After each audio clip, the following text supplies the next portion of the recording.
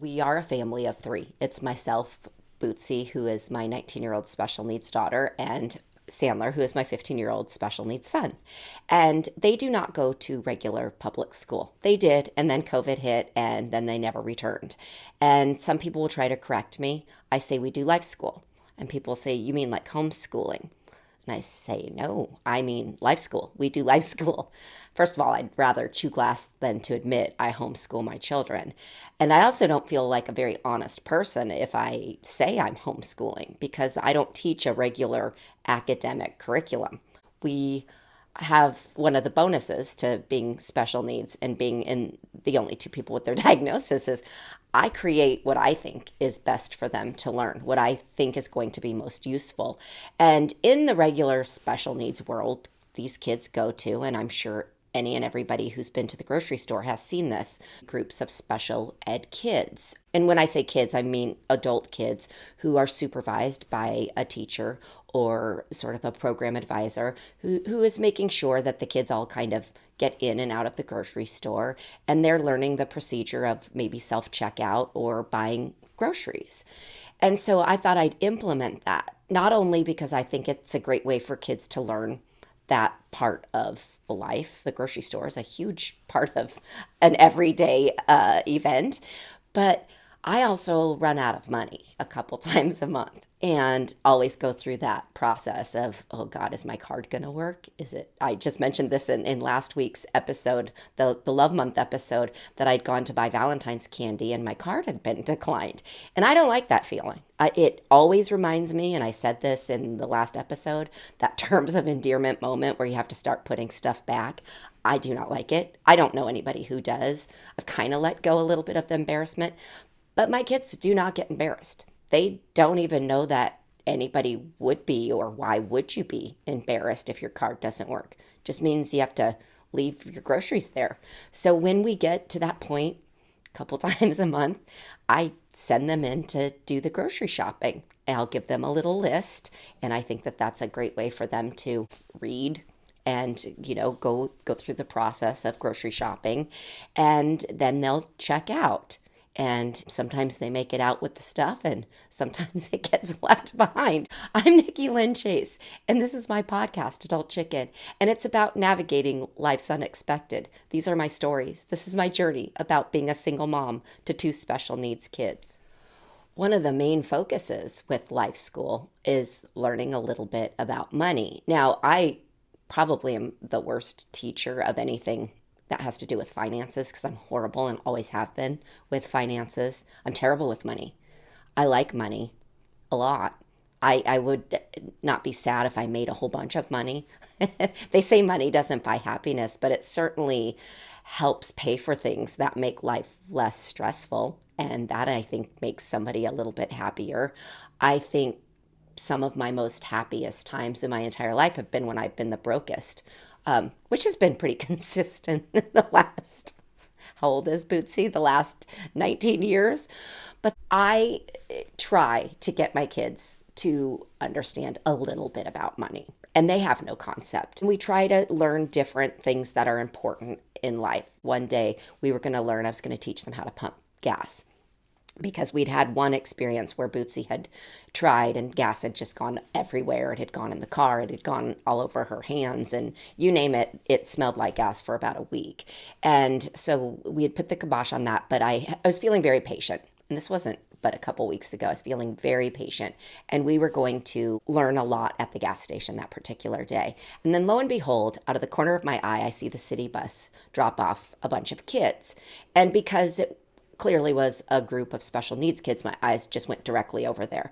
And they happened to be on a field trip, and they were going to the DMV. And I knew each and every one of those kids from that class. And I had to laugh because I thought, that's not a fun field trip. Like, who wants to go to the DMV?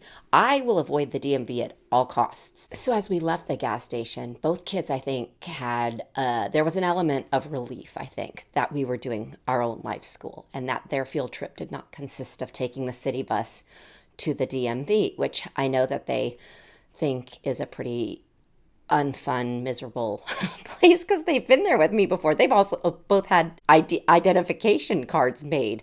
So I think they were really excited. And Sandler always does this thing. Well, they're typically always happy. And he always does this thing. He gets very excited about cars. When we're in the car, when we're in our life school short bus, the Honda, Sandler gets very excited about cars. And he's not impressed by our Honda. He doesn't like it at all.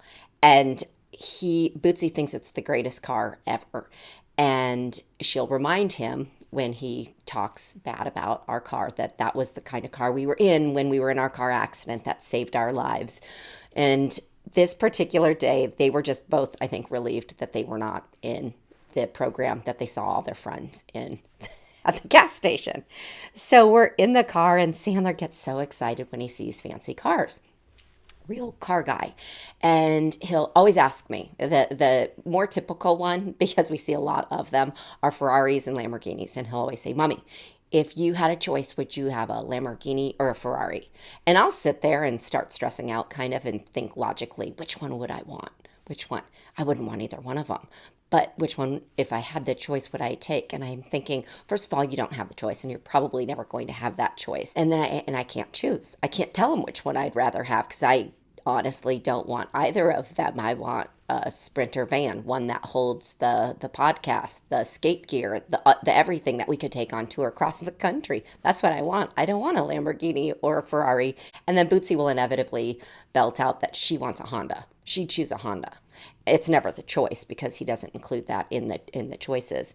But this exact car ride, we're on our way to a skate park, and we're also going to make a delivery to our homeless friend Matt. I've got some expired Girl Scout cookies, and we're not giving them to homeless Matt because they're expired.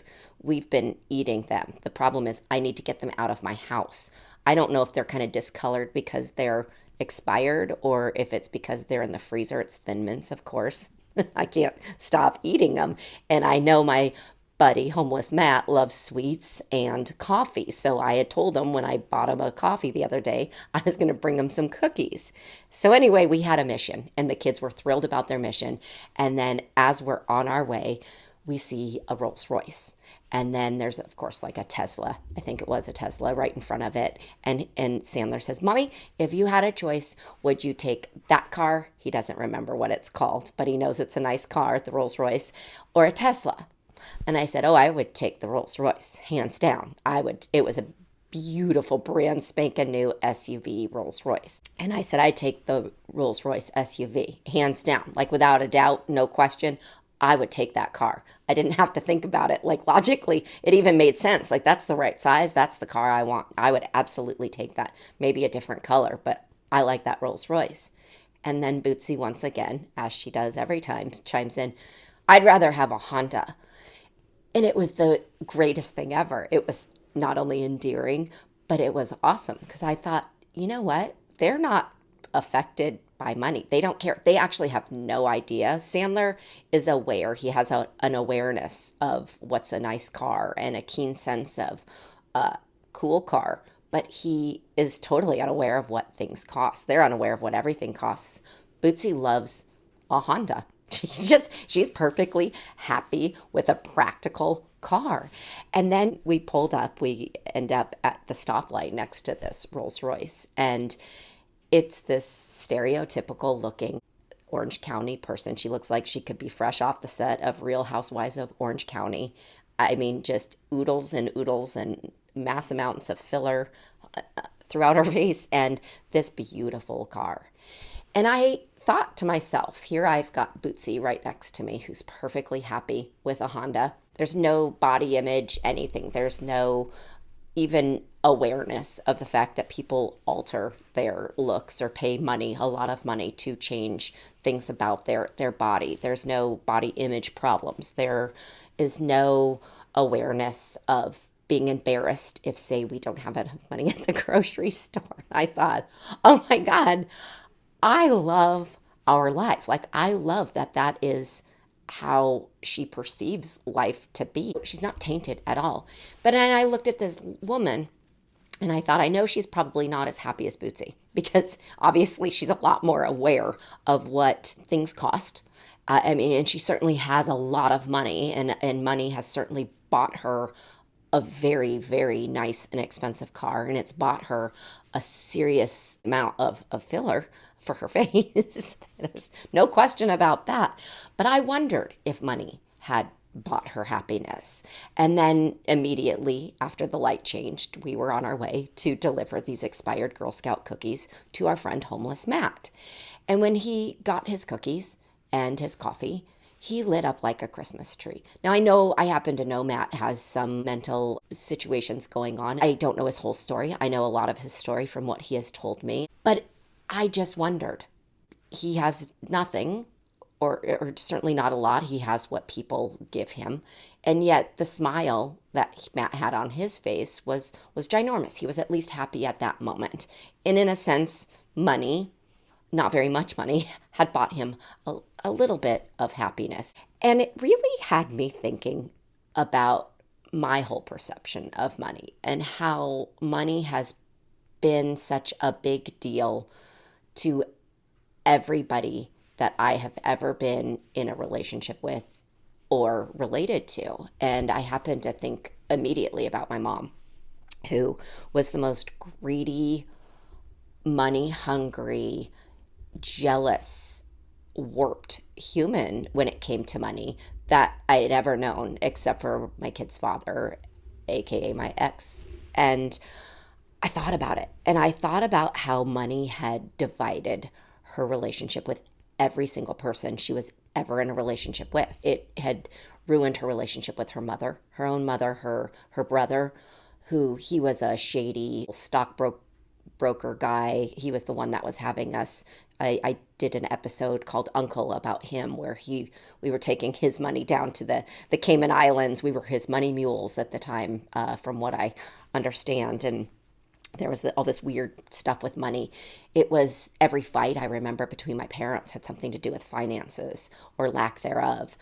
And then I remember every friendship she ever had dissolved because of money. Then it turned into because she was a drunk. But everything had to do with money. And I remember when I'd gone to school and she had put my brother through school. He had had a partial scholarship for tennis and had done everything that she had wanted him to do. He was the golden child. He had done everything right. I'd done everything I wasn't supposed to. And then I was told, if you want to go to school, you'll pay for it and you'll figure out a way to go. You didn't do anything academically correct in high school, and good luck.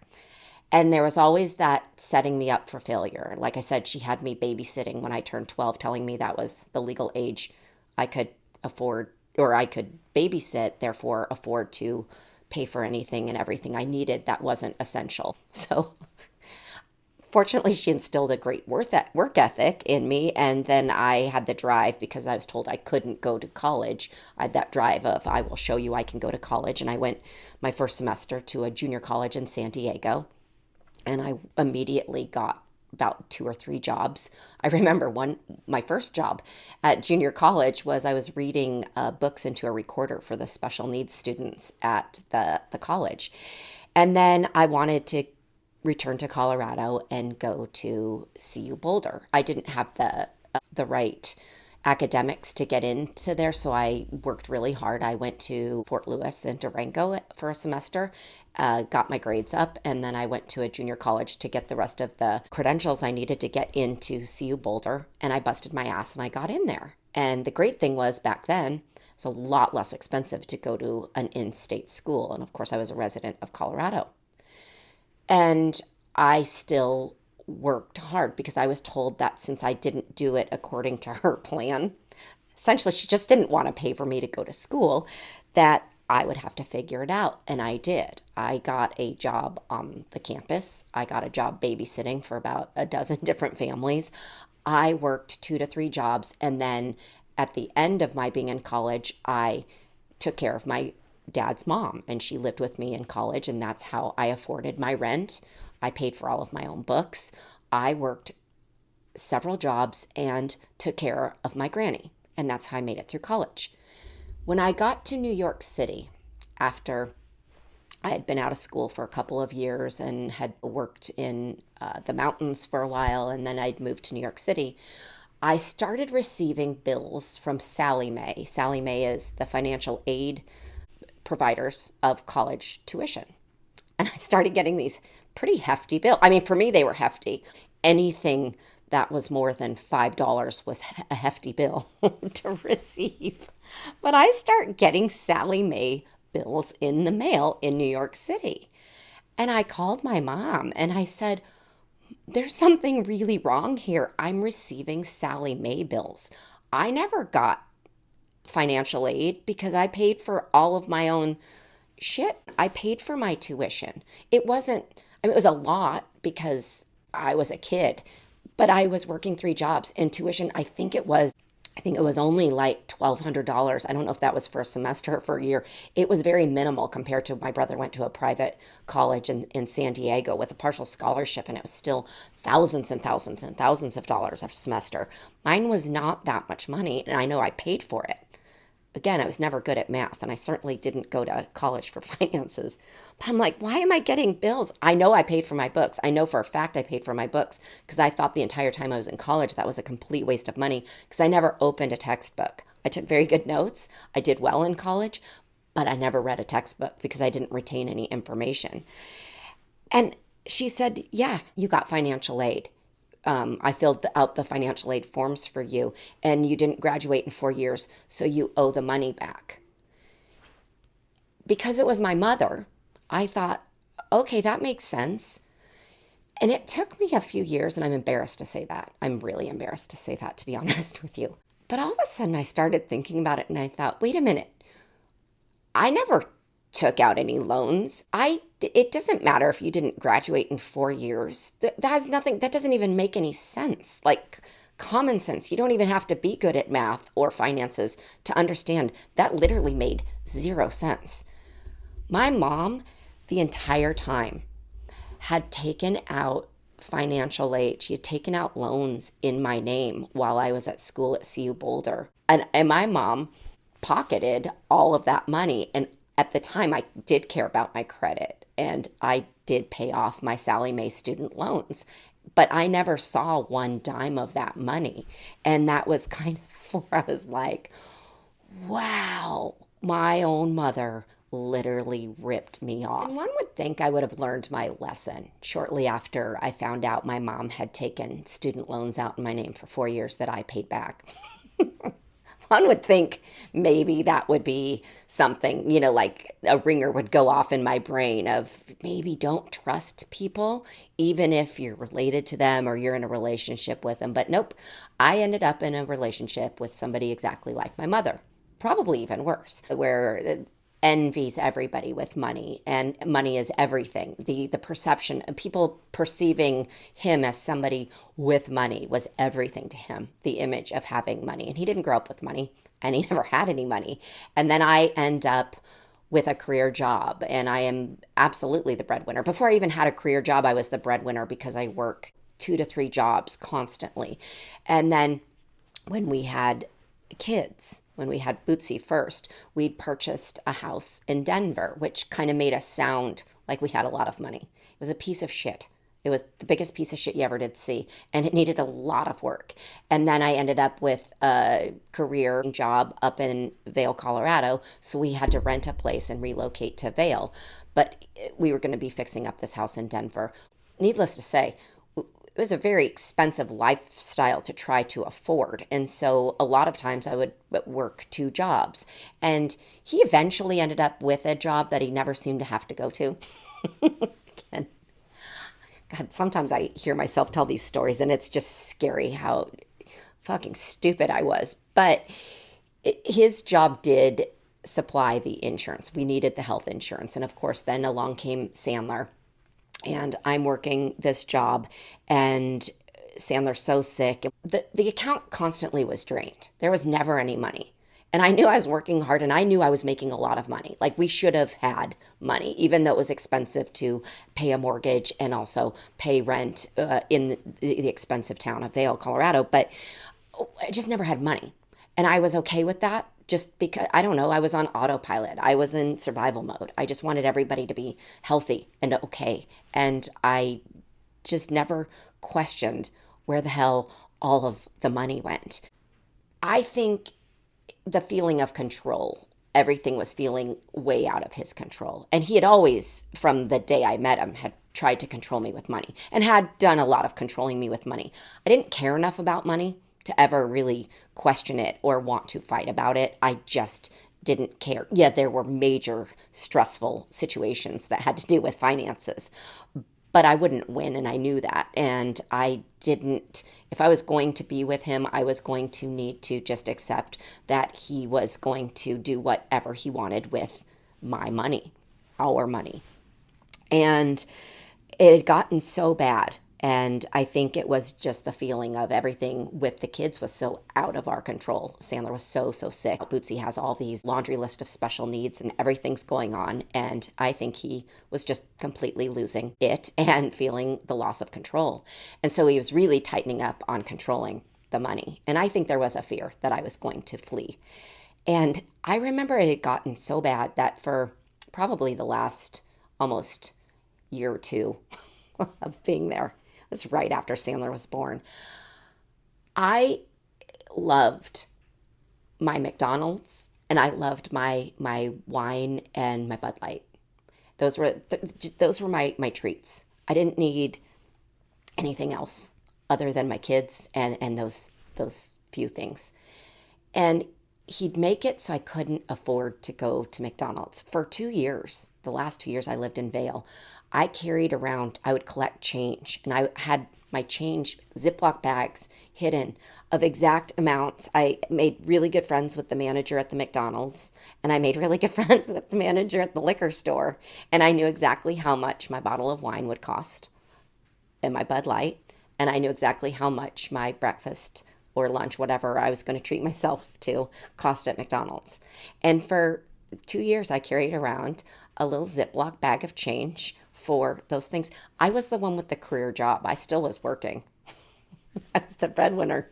Yet I had no money except for the change that I was collecting around the house. That's how my life was towards the end with my very sick child. And my mom and ex were very similar in enjoying watching Nikki struggle. That was so much fun for both of them. And when they could control me with the money, when they would take money away from me, the means to pay for literally essentials. I think it was, God, let's see how can she, almost like a game, like what will she come up with? Or, watching a show, I guess. I don't know. I don't know what the fun was in watching me struggle without a dime to my name. And of course, once I had kids, I was obviously a lot less tolerant. And there came a time, and this was during the carrying my Ziploc bags of change around to purchase my McDonald's, my wine, and my beer. And there was no shame. I didn't care. I always looked at it. I remember my grandma always had a saying with change, it's still money. And I would tell myself that over and over again as I'm counting quarters or dimes at the liquor store. For my wine, I needed my one little calm me down, and that was it. And when it got to the point, there was towards the tail end of my being in Colorado before the mass exit, my lease was up. I had been driving a Passat wagon, and it was great. It was very safe. I felt very comfortable in it. It was good in the mountains. It was good on the passes. It was good in the snow. And I was going down to Denver consistently, constantly to Children's Hospital with both kids. And the lease was up, and I had to get rid of my car. I start kind of panicking because I'm thinking I guarantee my credit is shot. I knew all kinds of shady shit had been happening with the bank account. He had put most of the blame on medical bills and the medical people just taking it out of my account. But my account just kept constantly being drained, and there was never any money. And there were legitimate expenses. We had the piece of shit house in Denver. There was a mortgage on that. We had the rent, a house in Vail, and there were legitimate expenses. And again, I never paid attention. At this point, I didn't care. I just wanted my kids to be okay. I wanted them to live. I wanted them to be healthy. And lo and behold, the lease is up. I have no way of getting a car.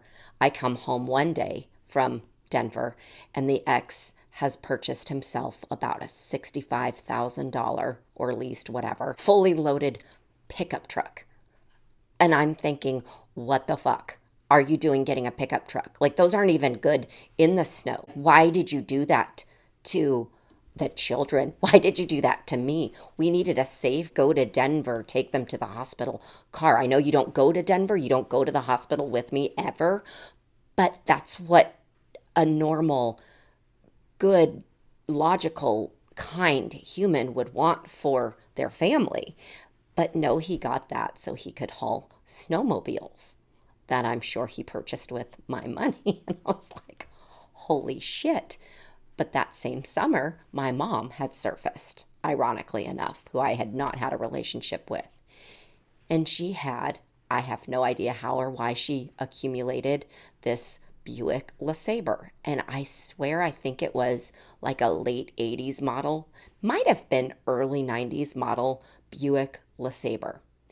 It was hands down the ugliest car you've ever seen. It was like a powder puke blue color, interior and everything.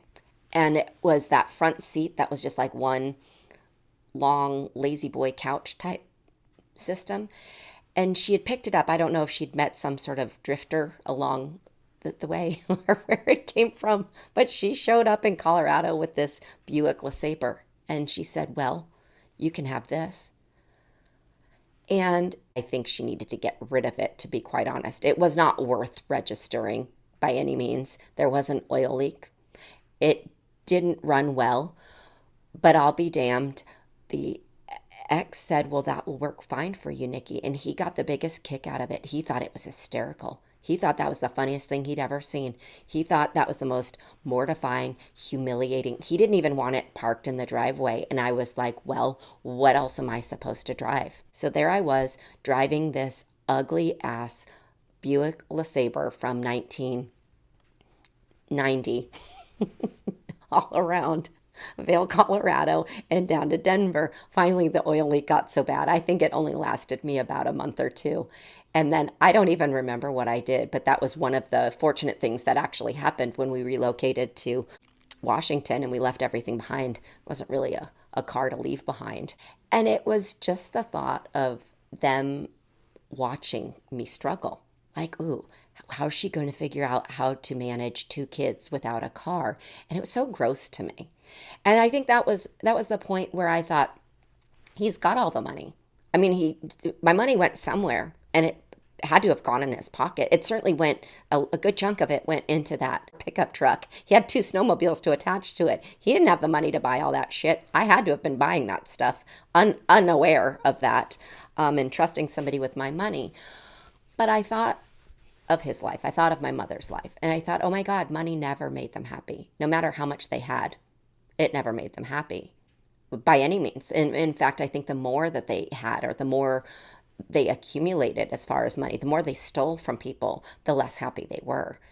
And then when we got to Washington and I had nothing, and the many years that have preceded that, and I've had nothing, have been my happiest years that I have ever lived.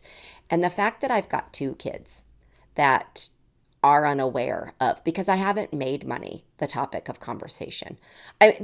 They're definitely the first ones to tell people, oh, our mommy's broke. We can't do that because our mommy has no money.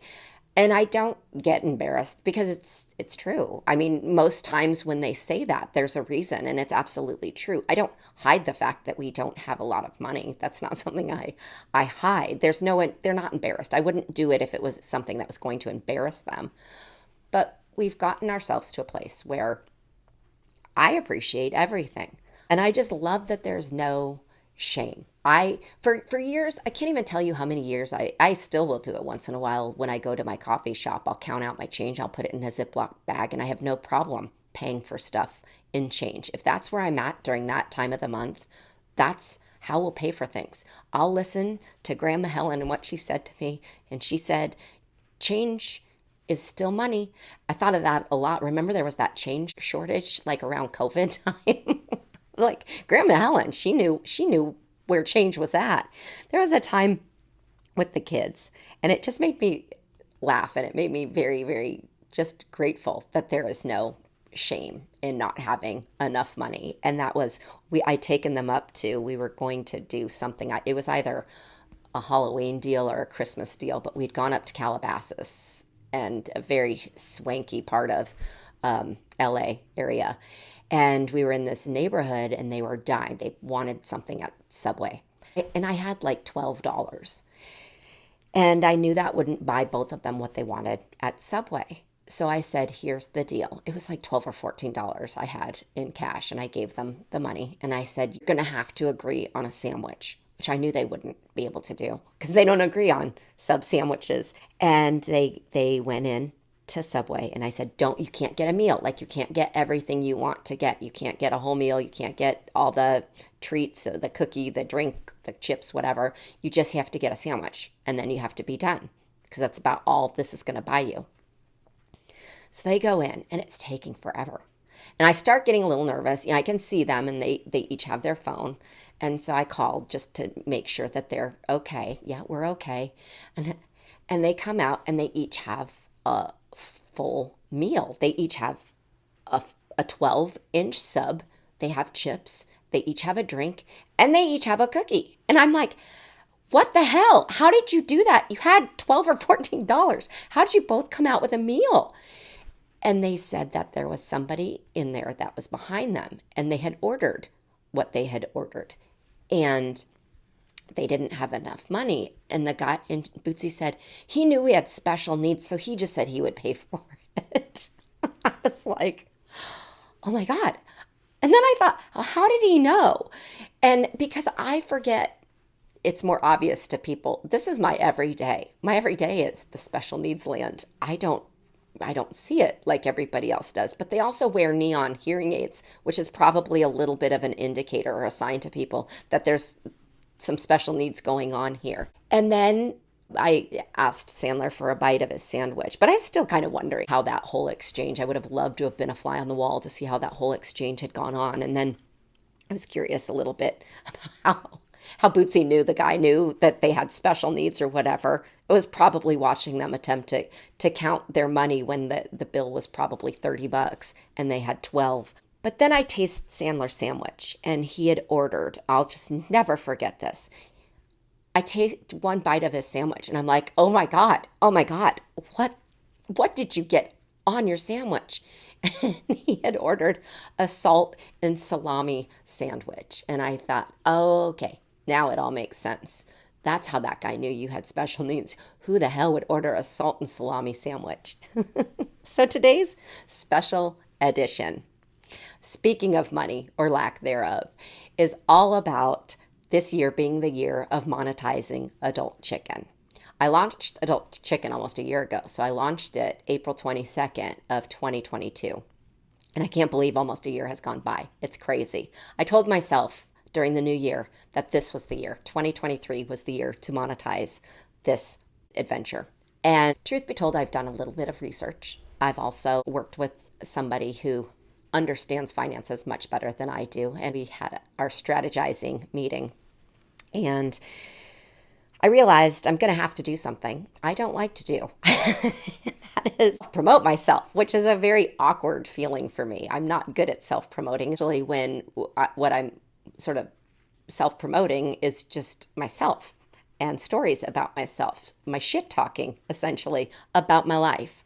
But that is what I am going to do. Next step is to get donations. There is the option, if you or anybody you know has money burning a hole in their pocket, to donate. If you visit my website, www.adultchicken.com, there is a donation link where you can donate via PayPal.